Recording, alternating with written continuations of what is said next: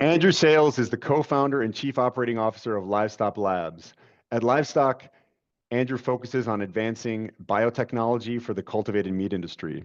His work centers on developing genetically engineered cell lines to help scale sustainable protein production. Before founding Livestock Labs, Andrew gained extensive experience in alternative proteins through his roles in business development and operations at Mission Barns. He also contributed to education by facilitating courses at the Cambridge University Alt Protein Project, where he was helping to shape the next generation of biotech innovators. Andrew has a degree in business administration from the University of Central Florida, and he's really passionate about combining his business expertise with scientific innovation and driving meaningful change in this very new and evolving industry. So it's a great conversation. Great to talk to a business leader in this space, get their take on the science and what's going on in the industry. So I think that you'll find this very interesting. Good afternoon, everybody. Today I have Andrew Sayles with me on the podcast. Andrew is a pioneer in the cultivated meat space. He's the chief operating officer and co-founder of Livestock Labs. Andrew, welcome. Great to have you here. Yeah, Daniel, it's great to be here. Thanks for inviting me on the podcast. Great. So, well, you're not the first person in cultivated meat that I've talked to on this forum, but I think that your business model is probably a little bit different. We're looking forward to getting into that and learning more about what you're doing and also about the space. I mean, I think it's an ever evolving space, so it's great to talk to people that are in it. You mentioned before we started here that you were at a conference, so you probably are up to speed on a lot of what's going on. But maybe to start out, you might as well tell us a little bit about your background and how you got into this and what you're doing at Livestock. Yeah, absolutely. And you're spot on. This industry is constantly evolving. I first kind of got into, or maybe just to back up a little bit, interested in the cultivated meat space when I first saw the Mark Post burger in 2013 cost around 300,000 US dollars, but just showed what was kind of possible in this space. And at that time, there were really no startups working on cultivated meat. I thought it was pretty science fiction. Maybe it would be down in 50 years when we started to see some products come to market. But really, the next 5 years or so, you started to see a few companies pop up, really started to follow all these companies, a lot of scientists, a lot of just deep R&D more than anything else. And then you saw some significant capital starting to flood into this space. And that's where I realized this was really happening a lot sooner. And as you know, for myself, I don't come from a scientific background. And when they started to get all this influx of capital, I realized they were going to actually need some business minds as well joining these companies. And so I really kind of threw my hat in the ring to a company that raised a significant amount and really became one of their first business hires. And it opened up a lot of doors. I got to wear many different hats, from accounting to supply chain to facilities, lab manager, IT, you name it, in the startup world, just doing a little bit of everything, and slowly grew that company from 10 people to 60 people, moved from a bench scale to a pilot scale. So this was actually Mission Barns. I'm kind of happy to share a great company, and quick shout out to them. Actually, the first company in the world to get regulatory approval on a cultivated pork product, as well as a cultivated fat product. The other companies mostly really being muscle products. And really kind of moved up in that company, eventually moved my way into their business development teams, and got really one of the best jobs in the world. I got to travel around with a chef and do cultivated meat tastings for some of the biggest companies out there in food manufacturers, retailers, quick service restaurants, chefs, you name it. And as we were offering really the first cultivated meat tasting to a lot of these companies, getting the red carpet treatment to go in there and really pitch them the idea of what cultivated meat was, why it was needed, and why it should really be on their radar. And then, as you kind of alluded to in the beginning, this is just being an evolving industry. I kind of saw the writing on the wall on how difficult it was going to be for companies like Mission Barns and other vertically integrated companies that had to do everything. So, after that Mark Postberger, and really I'd argue from 2015 to 2021, most companies that wanted to participate in this industry had to do everything. They had to create their own cell lines, build their own bioreactors or cultivators, make their own media formulations, the nutritional broth that feeds these cells. They had to create their own consumer-facing products. They had to get regulatory approval on those products. They had to market those products. It was a lot of work for all of these companies. And because there was no supply chain, there was nobody else was willing to do that. And, as a company breaking ground on a very new industry, you did it all. And so this was when capital was relatively easy to raise. You can kind of see this in what's called the Gartner hype cycle, which shows, you have that initial hype, which was that Mark Post burger. Everyone was super fascinated what the potential of cultivated meat can do. So companies were raising, hundreds of millions of dollars on a pitch deck, no revenue, no product in market, no regulatory approval. It was wild times. And as you can imagine, when you have that kind of hype, you need deliverables. And cultivated meat, it's going to take some time. It takes some time to scale those cultivators. It takes some time to build those supply chains, to obtain regulatory approval. Just naturally, anything this, technologically challenging is not going to happen overnight. But as you can imagine, hype cycles don't care about that. And so the hype really started to drop. Some macroeconomic trends made it challenging to raise money. So no longer, even if you were making great progress, was it going to be easy to raise significant, really the amount of capital that was necessary for this industry to scale, which when you're talking about competing with a 10,000-year-old commodity business that receives billions of dollars in subsidies already, you really need to get those prices down.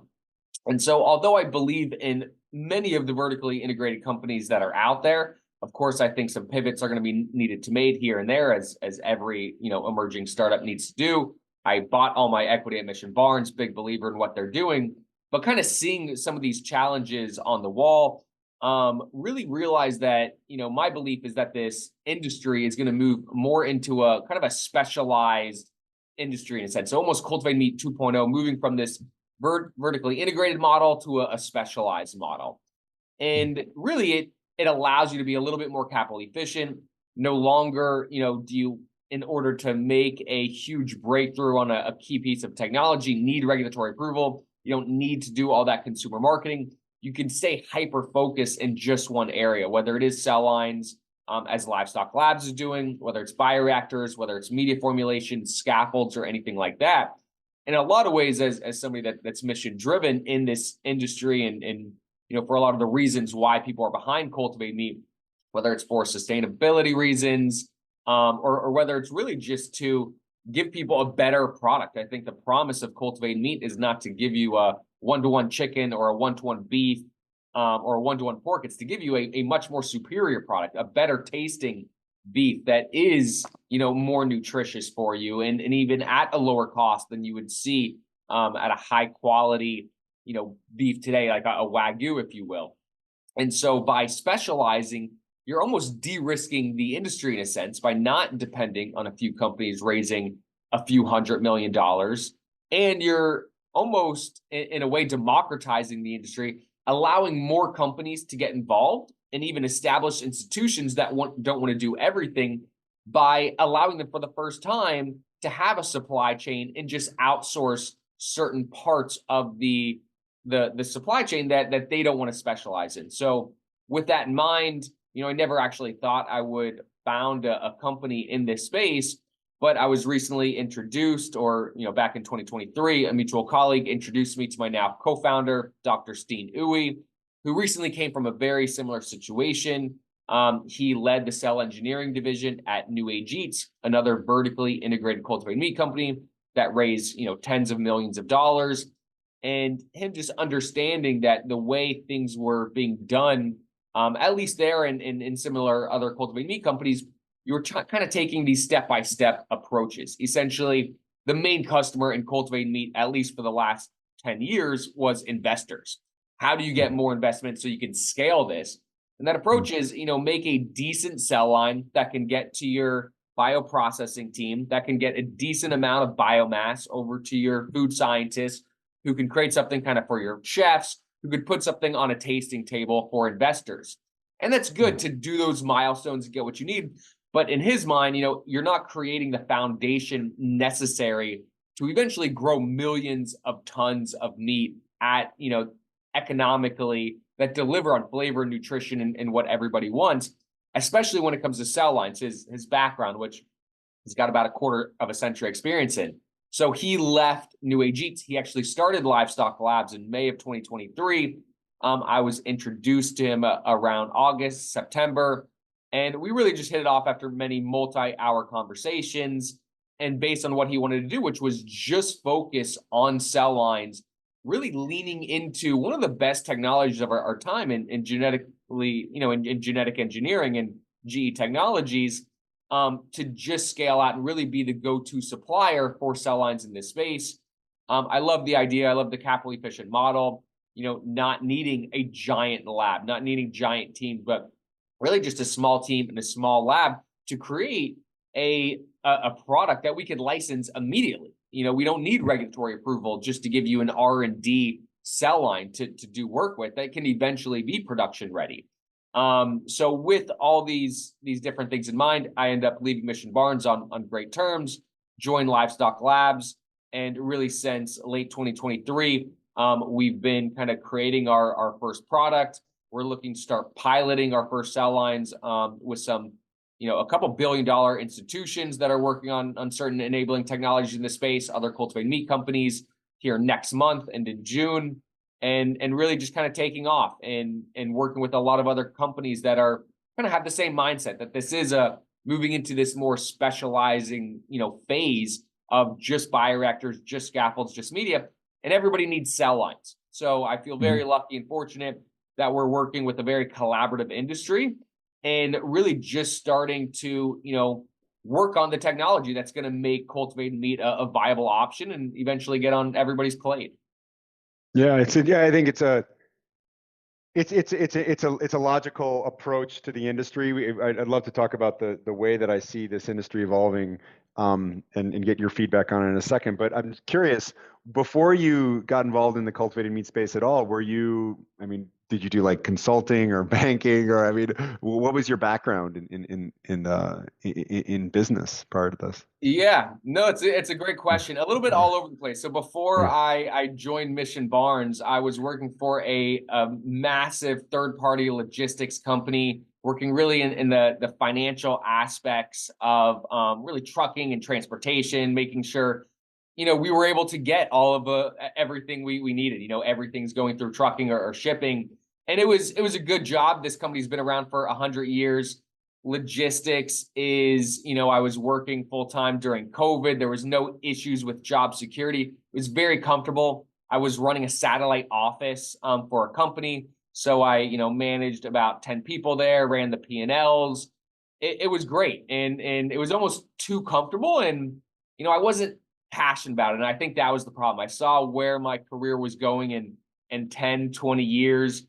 And I shouldn't complain. Maybe I should have stayed there with how risky this, cultivated meat company is and what we're doing. But really, when it came down to it, I didn't want to just kick my feet up and be in this comfortable industry that is third-party logistics. And, I thought I could bring a lot of those skills to Mission Barns and into this industry when it comes to really just doing a little bit of everything. And I think when you're running a satellite office, you are doing a little bit of everything. Luckily, I was trained very well by, it was actually a company, England Logistics. So a great company. I give them a lot of credit for their training, what they do there. They really almost operate their business model as almost franchising out certain offices. So it gave me a lot of freedom, a lot of autonomy to run teams in various ways, which just kind of gave me, I think, a little insight that I was able to bring to this industry and have a little bit of that startup mentality without having the risk of the startup, having the big backing of such a large corporation. And I give them a ton of credit for my time there. But really, it came down to me just wanting to do something I was more passionate about. I think the food industry, honestly, is the most exciting industry to be in. It touches on culture. It's what we do every day. Touches on nutrition.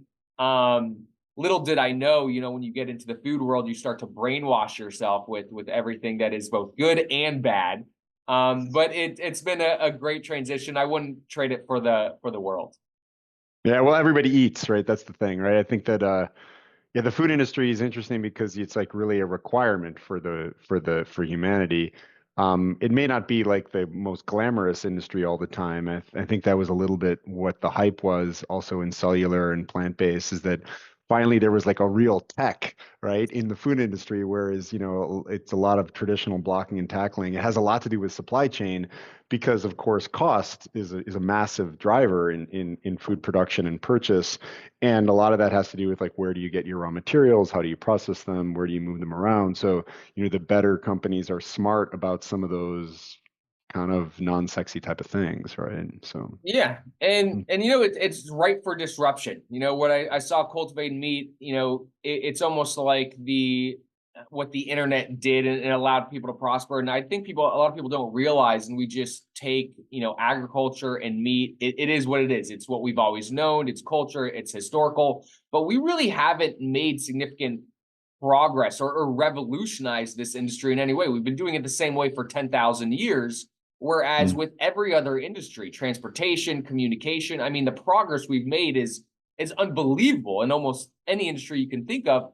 Whereas if you look at how we're farming now and some of these, CAFOs or very intensive agriculture systems, we almost look back and we want to go to the days of old. We're not satisfied with how we've improved really our agriculture system. Sure, we're more productive, we've increased efficiencies, but people really aren't even a fan of that for the most part. And we luckily have some cognitive dissonance where we don't even think about it that much. Otherwise, a lot more people would probably eat less meat.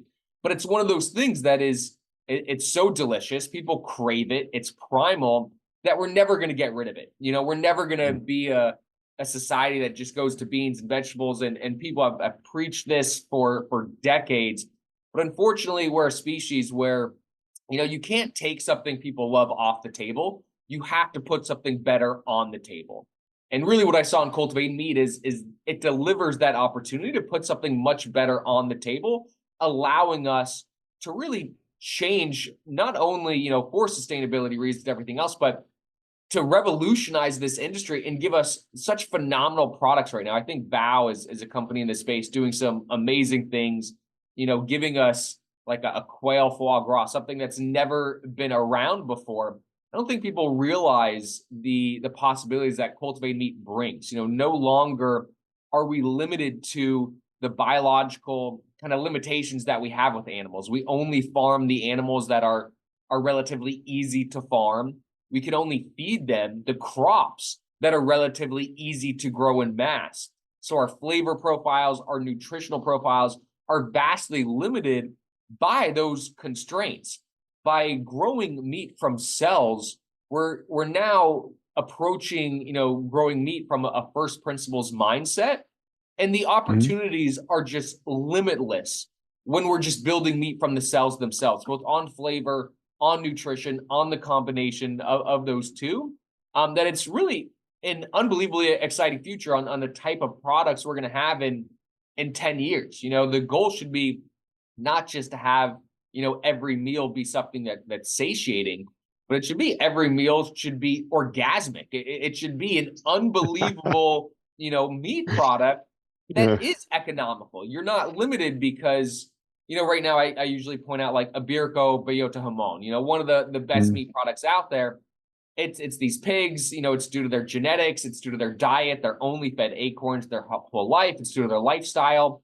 You can't scale that for the masses. So of course mm, that type of meat, just like Japanese 5A Wagyu, is going to be unbelievably expensive, maybe only on a special occasion, a birthday, an anniversary. But when you're growing, meat through cultivated meat, you can choose the genetics. You can find out the food compounds, like let's say in the acorns, that make it so delicious.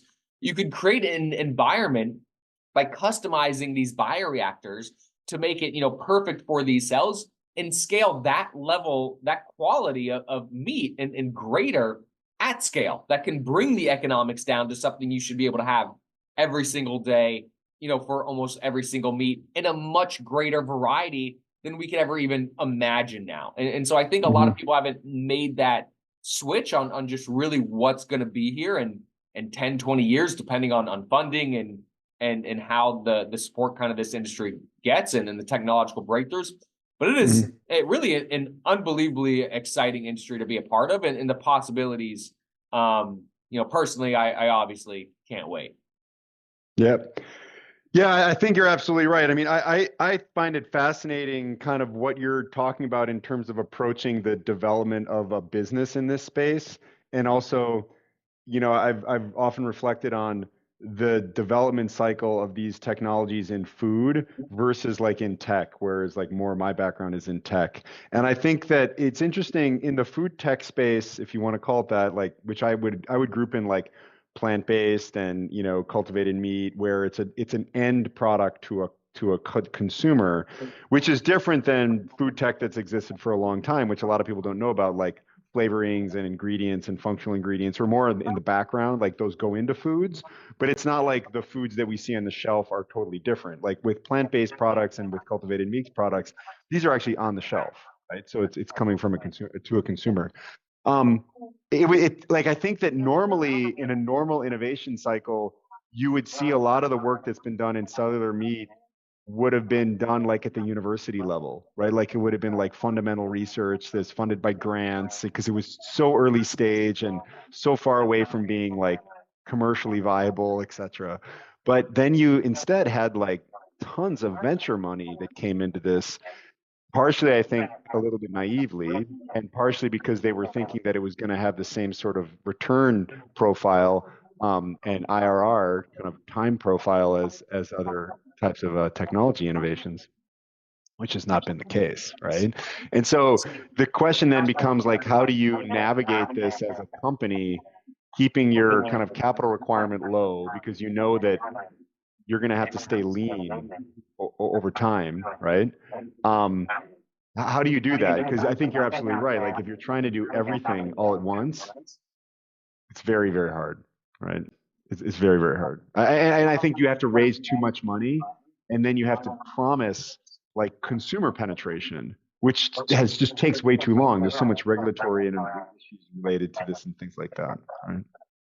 Yeah, you're absolutely right, and I think a lot of people, both companies and investors, went into this industry really with a mission-driven mindset than almost kind of a business mindset, which is it's fantastic, from somebody else who comes in kind of with that mindset, but understanding that the business needs to work out, and anytime you're doing something this challenging, it theoretically, you're dealing with a lot of theoretics, so it could be possible, but you get into some roadblocks and certain challenges kind of come about. So by no means, I mentioned the Gardner hype cycle earlier. We're definitely in what's called the trough of disillusionment in that Mm. hype cycle. So it's a challenging time where you are going to see companies are going to go out of business. There's going to be some layoffs.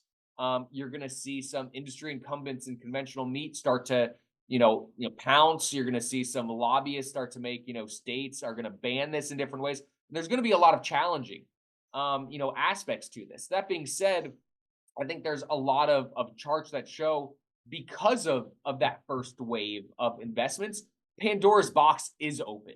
It's showing there. I think a great graph that GFI shared a while ago is the amount of academic literature and how that is scaling over like the last 20 years.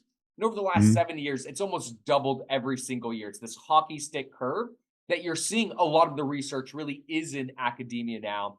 And, now there are universities with not only PhD programs, but you can get a master's just in cultivated meat now, let alone undergraduate degree. So you're seeing these PhDs really dig into every aspect of this space, cell lines, Yeah, bioinformatics, and that macros. brings so much more capability into the industry because, of course it takes, 3, 4, 5 years for those people to go through an educational program like that, but then they come into the industry already understanding what to do. So it just like accelerates things so much. Oftentimes like in situations like this, being a first mover actually can be a real negative, right? Because you end up taking the brunt of all of that very inefficient capital deployment and you do like some very slow learning, you make a lot of mistakes, and then everybody learns from your mistakes on top of that, right? Um, I think something similar like that is going to happen or is happening in AI, right? Like there's a big hype around, Gen AI and all the rest of this, which is created by ChatGPT, which is a great product. But there's a lot of other areas where AI is not as easy to apply, but it's going to get there. But probably there's going to be some folks that jump the gun and put too much capital in and expect too much return. But I think it's a similar situation going on, particularly in cellular meat. You see it, in plant-based meat, there's a landing now going on. Like some of these companies that were just overcapitalized and maybe, I won't name names, but a few that went public too early, they're kind of paying the price of that, I think. And whereas the others are still going through some difficult times, but they're going to come out the other end. They're going to be okay. They're going to survive. Yeah, So. and the ones that are going to win are going to be the ones that are finding ways to be capital efficient and finding ways to collaborate and knowing what they're really good at and how you essentially pivot. So by no means are I think any of these companies looking to be profitable in the next few years. So it really does depend more on investor funding, whether that's through venture capital or whether that's through corporate venture capital arms.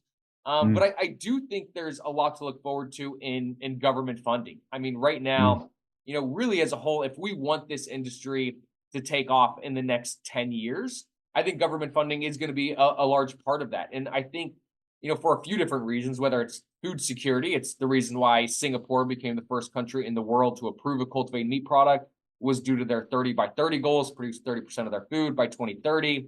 It's the reason why Saudi Arabia has invested, over 200 million from their sovereign wealth fund. For the first time ever, a desert nation can now produce all their own meat. They don't have to be importers. It was on China's 5-year agriculture plan. They just doubled down on that last year. And then that moves into like the future of biomanufacturing. It was one of Biden's biggest executive order was to push biotechnology and biomanufacturing because that is a huge job. And I think they're trying to learn from mistakes in the past of what happened with solar panels and semiconductors, where the US created a lot of that technology, but didn't really get the investments for manufacturing. And now we really import all solar panels and almost all semiconductors from China and Taiwan. And then that leads to national security. I think I mentioned earlier, Florida banning cultivated meat along with Mississippi and Alabama. A lot of people are probably thinking, over the next 3 years with this administration, cultivated meat is going to be struggling. But really wasn't just a few months ago. There were 11 Republicans, one of which being from Florida, wrote a letter to Homeland Security and National Intelligence about the threat of China dominating cultivated meat and the investments they're putting into that. Because really, if you think about it, China is a net importer in animal products right now. The US is a net exporter. If those roles really reverse just on the global stage, it incredibly diminishes the leverage the US has in various trading and in various negotiations. So it is really a national security concern for almost all these countries, whether or not they want to keep power or grow into power to invest in this. So I think you are seeing pushing from different areas for different reasons, whether it is food security, national security, sustainability, that both sides of the aisle are interested in this, because if we don't dominate this, industry, somebody else will. And so you're going to see more and more funding. Now, if that doesn't happen, yeah, maybe this becomes like a nuclear fusion where instead of doing this in 10 years, it takes 50 years. But it's going to be those companies that can outlast whatever winter this trough of disillusionment is. And so that was, again, one of the reasons why I started Livestock Labs with Steam, because really we could be this picks and axes in any winter. We have this capital efficient model where we'll stick with a small lab. Luckily, we recently received a grant, so we're actually headquartered on DuPont's corporate campus, offering us 2 years of free lab space. So staying really incredibly capitally light, using a lot of their state-of-the-art equipment, and just looking to supply cell lines to not only companies that are able to survive in this space, but also every university that is working on this. And you're seeing more and more universities starting to tap into it, grow in different areas. And you're finding companies around the world are getting creative. They're finding what they're good at. They're finding the climate tech investors that do have the long-term horizon and are in this for the mission. They're finding government funding. You're seeing more and more government funding each and every year, and just getting interested in this space, and then working with universities in creative ways. So we are seeing more and more companies start to come out every year, and that the trend is still growing. But you are going to have to be creative to stay alive as a business in this world. And hopefully with what we're doing, supplying cell lines, we're bringing down the costs on what these companies used to have to do. So instead of having an entire cell line development team, they can now outsource that for the first time. And it's happening right now with scaffolds, with bioreactors, with media costs are continuously going down. So as this age of specialization, so to speak, is growing, it's easier and easier to sustain a business working on cultivated meat, as well as bringing in the biggest companies in the world, the Cargills, the JBSs, the Mercks, the Whackers that do want to participate in this industry, but only work on what their, core competency is. So it's going to be challenging, but I think you're going to see those, it could be the best thing for this industry as when you have too much capital and you try to do everything else, things get a little less creative. Yeah, I think that building a brand requires a lot of upfront capital, and sometimes doesn't work. Whereas I think if you're able to spread your risk of your revenue out over multiple different channels, like you mentioned QSR, probably products that could go into store, or even if you're just supplying universities, right? How you size your business is a function of how well you can survive, right? And and you're probably right. Like, there's probably a business out there supplying great cell lines just to research institutions for the next 5 or 10 years, depending Yeah. upon how big you want to be and how big your investors force you to be. And that's it's always just the question. Like, business is not just a question of, like, do you have a market? Do you have a product? Do you have can you service your customer? But also, how do you structure your capital stack to be able to make the right decisions. And I think this is where some of these early companies made some just choices that were not great, right? Like, they thought that they were going to need to move faster than they really did. And those that kind of held in the background a little bit, now you see are coming through and sort of like surviving even more. It's a bit like the car industry. I mean, like, Ford, Toyota, Audi, these guys don't really make the car. Like, it's a Yeah. brand they're creating. Yeah. There's OEMs everywhere that are creating these details, and they're very specialized in those areas, right? And that specialization, not just the attention that they can spend to the specialization, but when you're specializing, you're dealing with a lot of different clients. You actually have like a much bigger breadth of learning than if you're only focused on one deliverable. So there's a lot to be said to structuring an industry that way, and how it might shake out. Yeah, and when you are collaborating, as you kind of say, you're seeing what everybody else is doing, and you're kind of raising the stakes. For vertically integrated models, a lot of times you're in silos, so you're Mhm. not really learning what other companies are doing. And in some ways, we talk about Livestock Labs as we're just looking to supply cells. We almost kind of frame ourselves for some people as like the TSMC of the bioeconomy for cultivated meat. When TSMC first got created in the late 80s, for the first time ever, companies that wanted to create semiconductors didn't have to manufacture their own chips, which brought down prices by 90% for that industry. And so now you started to see, like, okay, well, we just have to work on design. Then you have companies like Nvidia coming out that are just designing those chips. And Mhm. as they're working together, the knowledge pool is just vastly increasing. Competition is increasing in a better way, which makes it better for end consumers. And I think that's what's needed. Is everyone needs to collaborate. The silos need to be ripped down a little bit, and that's what's going to allow us to scale really much quicker and bring a more superior product to the end consumers. Yeah, totally agree. So let's talk a little bit about your actual tech. My next questions would deal with a little bit about how you're getting your cells and things like that. So what is it that your process, your approach? Tell us a little bit about how you all are doing this cell strain development. So. Yeah, so we worked with an academia partner to obtain our cells to where we legally essentially have the rights with any modifications we do to sell and really own those cells, coming from USDA approved facilities.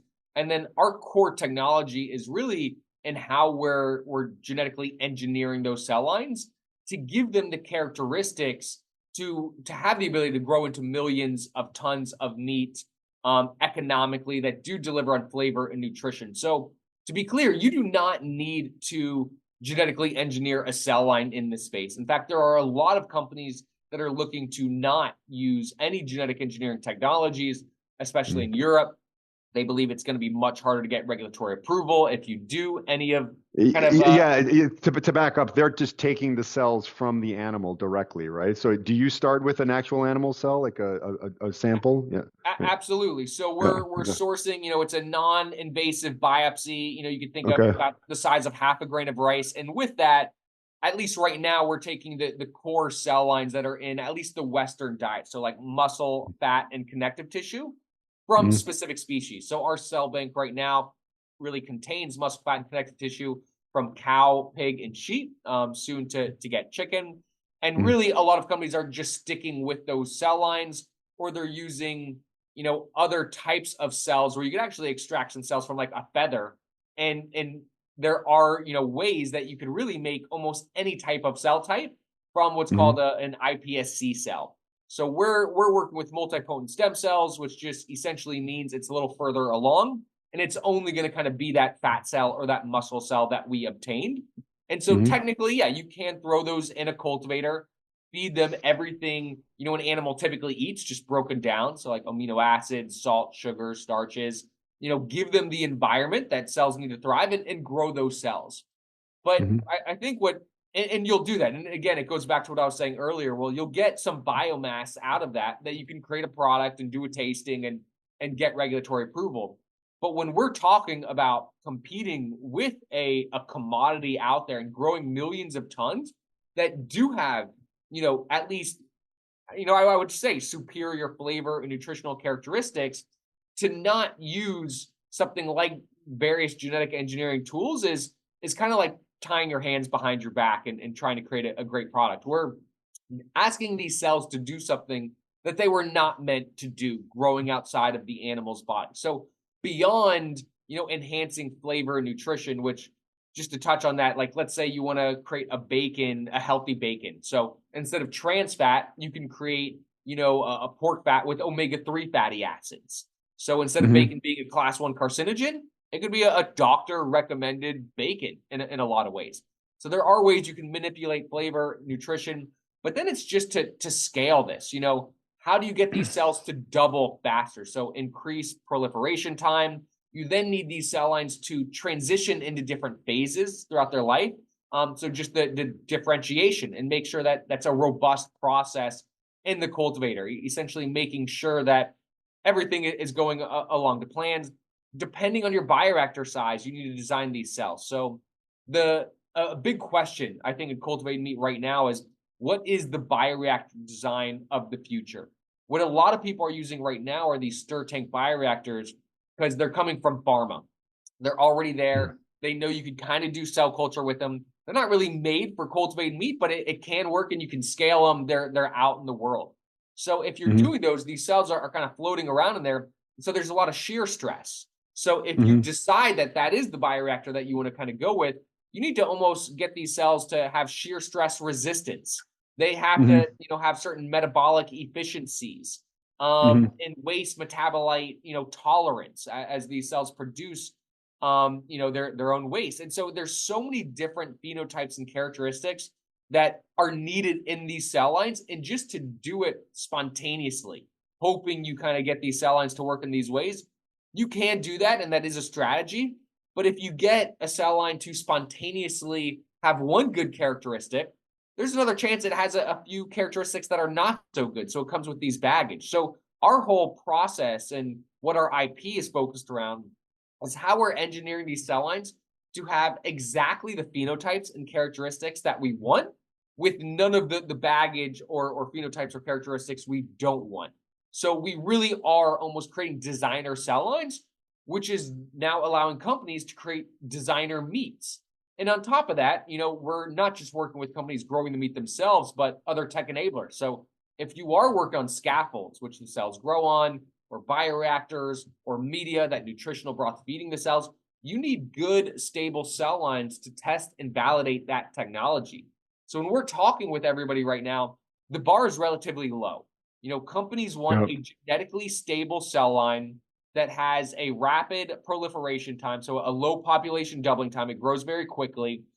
it is immortalized, meaning you no longer have to go back to that animal. You can essentially use that cell line for an infinity amount. And that's valuable enough to them that they're willing to like look past the genetic engineering part and things like what do you see the industry caring the most about in this regard? Because it sounds like you're making some strategic decisions about how you position your product, which you could go, door number one or door number two, right? So Right. like, what's the reaction that you're getting? Right. So there's two ways to kind of answer that question. The first way is like when it comes to consumers, and some people are fearful consumers, they don't like genetically engineered products for various reasons. I think the Venn diagram of people that will eat cultivated meat versus that'll eat something that's genetically engineered it's a giant kind of middle area where I don't think someone's gonna be like, whoa, I need organic, grass-fed, cultivated meat. I don't like the Venn diagram is pretty close. But the real Mm-hmm. answer is it comes down to cost and flavor. Whoever Mm-hmm. has the best cost, like the economics need to be there first and foremost. And then it actually comes down to flavor. Kind of down the line, unfortunately, it comes to nutrition. Obviously, nutrition needs to be there in some ways, but if you look at America or a lot of other countries, it's really cost and flavor. And so what we're betting on Experience. People want experience, which is exactly like, you yeah, I got it. I got it at a good price and it's great and I like it and I'm happy. Yeah, I think so many, unfortunately, many people, especially Americans, but many people all over the world, they don't know enough about their nutrition and they just don't think about it. They think about the experience they're having, right? and that in the I think there was an old survey by an airline a long time ago where it's like, would you prefer a side of like fries or a side salad? And everybody on the survey is like, I want a side salad.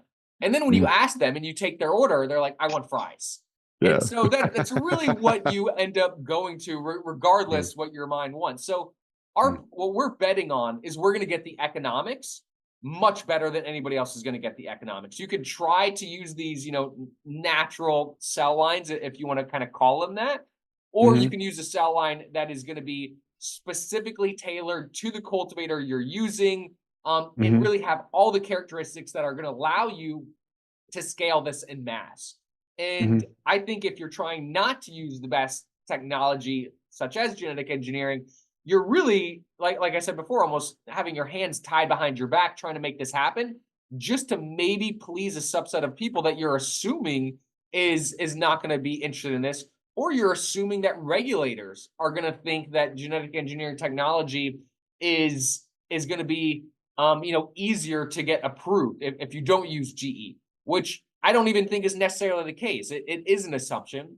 I think if you show that a genetically engineered cell line is more genetically stable than a non-GE cell line, regulators are going to be much happier with that GE cell line as long as you can demonstrate the safety that comes along with that cell line. That's really what it comes down to is proving safety. And I think as long as mhm, we can do that, we're talking with the FDA, we're talking with various regulators. We have advisors on our team that have gotten the first ever cultivated meat product approved in the US by FDA and USDA. So we absolutely have regulatory in mind. And I would say we mhm. have consumers in mind when we believe we're going to be creating the most delicious and nutritious product out there. So we're just taking that bet that our economics are going to work out better than everybody else. And if you want to try to win that race, not using the best technology available, we need everybody. And the more competition, the better. And so, best of luck. But we'll see who wins out. Yeah, I don't know if I'd like to be in that position of making that choice, but you're absolutely right. I mean, it might even not even be possible to get this done without genetic engineering. You just don't know. I suppose you could always go back and make a GMO uh, version. But I mean, so many of the vegetables and fruits that we eat, are essentially engineered anyway, right? So, And it's just going in that direction. When you see climate change and the certain droughts and whether it's floods or all the chaos that it's kind of happening in there, a lot of our plants are starting to become more and more like the trend is going in that direction. Is we kind of need this to create the food that's required. Even a lot of the animals we eat right now, short hair cows, they're genetically engineered animals out there. And mm, if the animals aren't genetically engineered, most likely they're eating the genetically engineered crops that you're then eating, or those crops are being fed to those animals, and some of that waste products or the animals' intestines and guts that's being spread on the organic crops that you're eating, thinking they're organic, but really the GE is in the system. And luckily, I don't think it's something to be fearful. It's one of the most researched topics around. The academic literature on, what GE kind of the effects it has is vast.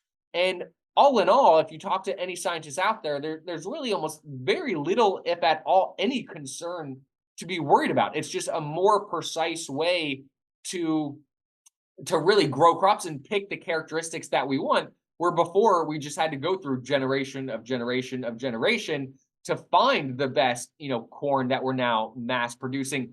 Yeah, farmers were doing it anyway, more or less. And they were essentially just by selecting which varieties they wanted, and they've been doing this for a long time anyhow. It's just, yeah, I suppose it's like a matter of degrees and perception. What is engineering, what is not. I think that the food security argument that you're making is pretty strong, even more so than the environmental one. I mean, if you Absolutely. think about it long term, if you're going to do things like put a colony on Mars, you're not going to be grazing cattle up there, right? And so if you just look at the one of the major limiters of our society and of humankind is energy, right? Yeah. So like if you have to transport things less because if you don't have to ship meat all over the world to import it, export it, like all those things I think will eventually force the hand of the decision makers because, ultimately you need to make, nutrition available to people. And yeah, the question, of course, is like how long all that takes, also from a regulatory perspective. But yeah, I mean, particularly the U.S. military, has played a role in developing so many early stage technologies because they want to have control of it and they want to be able to do it. And I think things like space exploration and other stuff, you're just going to kind of be in a situation where you're going to have to figure out how to produce food in a different way. Um, Whether or Yeah. not that's the most enjoyable thing, I mean, maybe people still use or still eat like natural beef as a treat, as a delicacy, as a high-end component of their diet. But yeah, I mean, maybe it's next generation, maybe it's two generations, maybe it's three generations. There'll certainly be a trend towards that kind of thing. I have no doubt. Either that or the population of the world will start plateauing, right? One of the Yeah. two.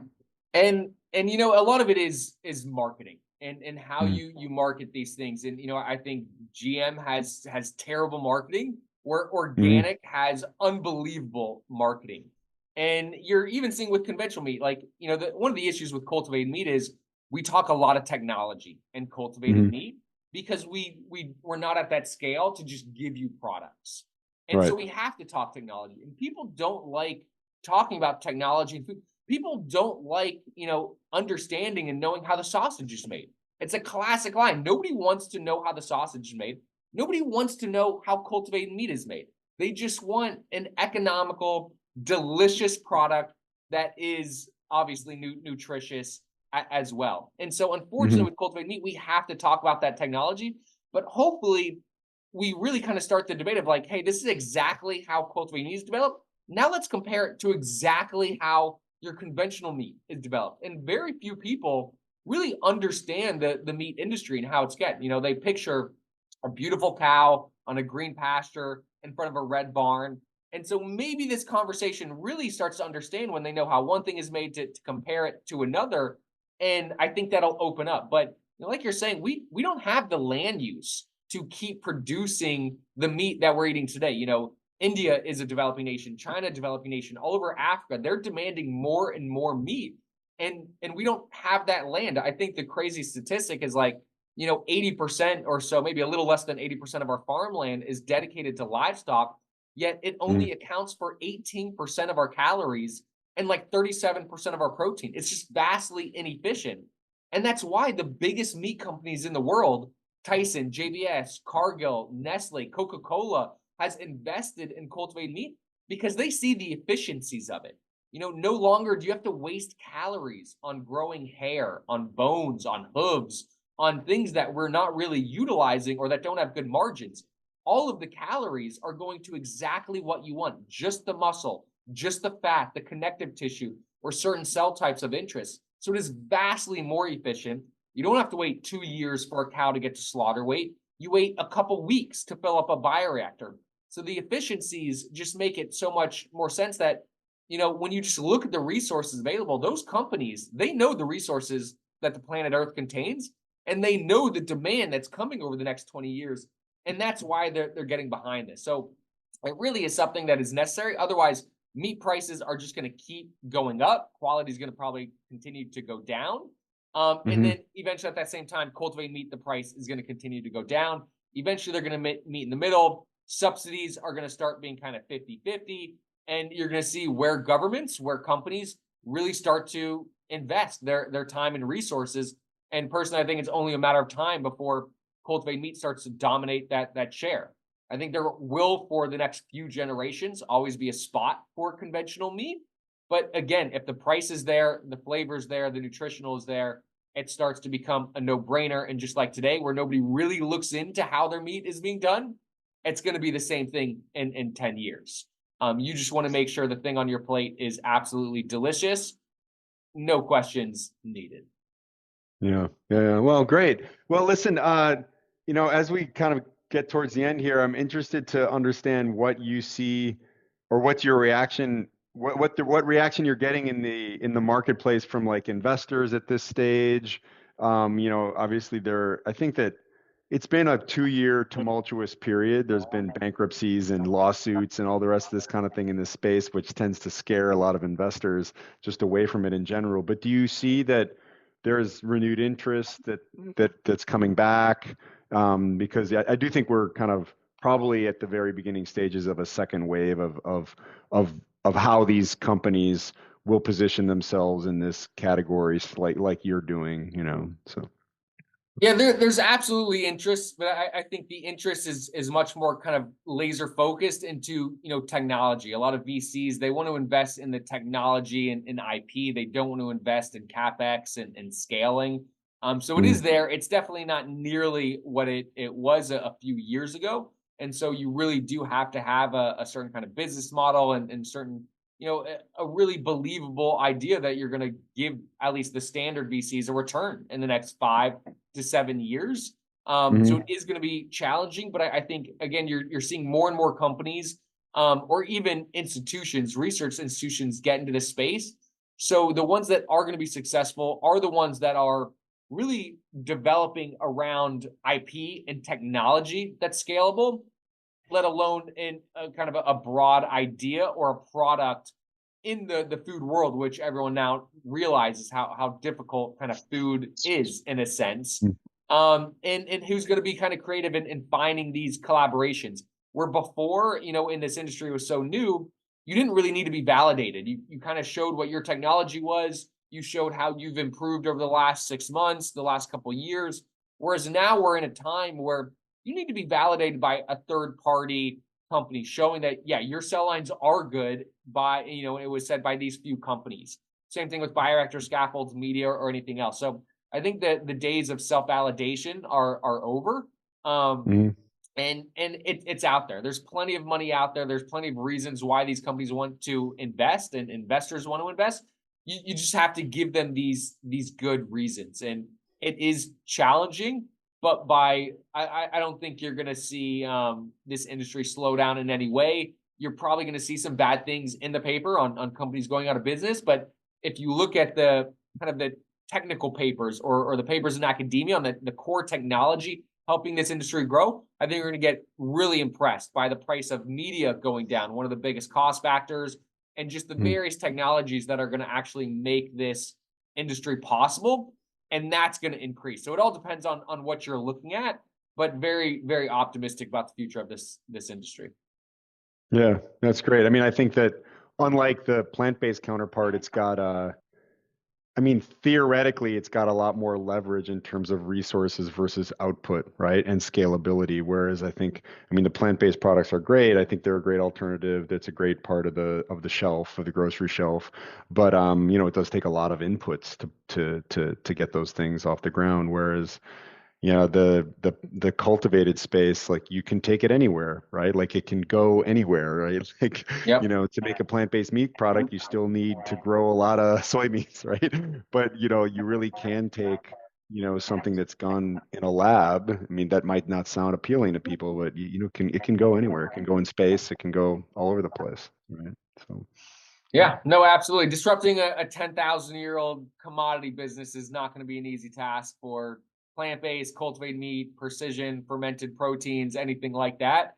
But I think due to that promise that they can deliver working in combination, individually in certain ways, I think some are a little promising than others. But yeah, you're going to see a lot of excitement and there's a lot of enthusiasm from both the corporate giants in this industry as well as the venture capital community. yeah, sounds great. Well, listen, Andrew, it's been great talking to you today. It's very interesting and satisfying for me to talk to someone like you, having had, as I said, I've had a couple of conversations with other people in the space over the years, and it's interesting to see how people come back with sort of renewed enthusiasm. Obviously, it's not always the same people, but it's cool to see people taking kind of like a second and a third try at an idea or at a goal. And it's very satisfying to see how the industry kind of adapts to these changes. And obviously, as you said, like there's some bad news, and there's obviously founders and people that are on the negative receiving end of some of those, shall we say, intermediate failures. But I mean, over time, it's cool to see how people persist at this kind of thing, right? So, yeah. Yeah, no, it's persistence. Persistence beats resistance, and it's going to be necessary. But always happy to share. Great, awesome. So we'll share your information and your website. We'll definitely be watching. For people that are listening, it's livestock-labs.com. We'll also put that in the webcast, and then yeah, we'll be interested to see where you guys end up. Andrew, thank you. That sounds great, Daniel. Thanks. Talk soon. Cheers. Take care.